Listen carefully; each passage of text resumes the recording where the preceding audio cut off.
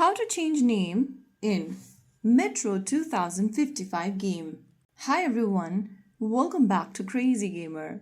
If you are looking for a way to change your name in Metro 2055, then the process is quite easy. So let's jump in. First of all, launch open the game on your device. Once you're inside the home section of the game, go ahead and click on the gear icon at the top right corner. This will open up the settings menu where you'll need to click on Profile.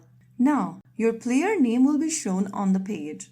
Click the pencil button right next to your current name and enter a new name you want to change to. Once you are done, click on Save. Now, you have successfully changed your player name in Metro 2055. Now you can jump back into the game with your new identity and enjoy the experience even more. If you found the video helpful, don't forget to like, share, and subscribe to our channel. I will see you again in the next video. Thank you for watching.